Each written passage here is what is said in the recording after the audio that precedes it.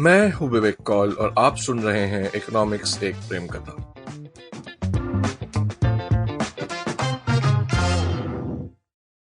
अभी तक के सारे एपिसोड्स हमने हिंदी फिल्मी गानों से शुरू किए हैं। आज की शुरुआत थोड़ी अलग रहेगी। शुरुआत होगी एक छोटी सी कहानी से। जब दूसरा विश्व युद्ध खत्म हुआ तो विश्व के बहुत से देशों ने सोवियत संघ के प्रभाव में आकर साम्यवाद, जिसे हम अंग्रेजी में कम्युनिज्म कहते हैं, अपनाया। यहाँ ये भी बता देना जरूरी है कि बोलचाल की भाषा में अक्सर सोवियत संघ को रूस या रशिया कहा जाता है। ये गलत है। रूस भी सोवियत संघ का एक हिस्सा था। दूसरे विश्व युद्ध के बाद के सालों में यह धारणा थी कि सोवियत संघ की अर्थव्यवस्था अमेरिकी अर्थव्यवस्था से अच्छा करेगी और उससे बड़ी भी बनेगी।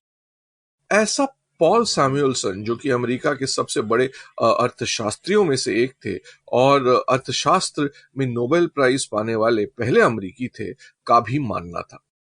उन्होंने ऐसा अपनी अर्थशास्त्र की पाठ्य पुस्तक यानी कि टेक्स्ट बुक के कई संस्करणों में लिखा। 1961 के संस्करण में सैमुअलसन ने कहा था कि सोवियत संघ की राष्ट्रीय कमाई या नेशनल इनकम अमेरिका से संभवतः 1984 तक, लेकिन शायद 1997 तक ज्यादा हो जाएगी। 1980 के संस्करण में भी सैमुअलसन ने ये बात दोहराई और उनका ये मानना था कि सोवियत संघ अमेरिका से आगे निकलेगा। हालांकि वो अब ये कह रहे थे कि संभव 2002 तक, लेकिन शायद 2012 तक ऐसा होगा। मगर जैसे कि इतिहास गवाह है, ऐसा हुआ नहीं और 1989 में बर्लिन की दीवार, जिसे अंग्रेजी में हम बर्लिन वॉल कहते हैं, तो बर्लिन वॉल 1989 में गिरी और इससे कम्युनिज्म का अंत जो है वो शुरू हो गया। 1991 में सोवियत संघ 12 अलग देशों में टूट गया। इसके बाद कम्युनिज्म भी बहुत जल्दी पूरे विश्व में समाप्त हो गया और आज की तारीख में गिनी चुनी देशों में बचा है। चीन अपने आप को एक कम्युनिस्ट देश मानता है, मगर उसकी अर्थव्यवस्था पूरी तरह से पूंजीवादी यानी कि कैपिटलिस्ट है।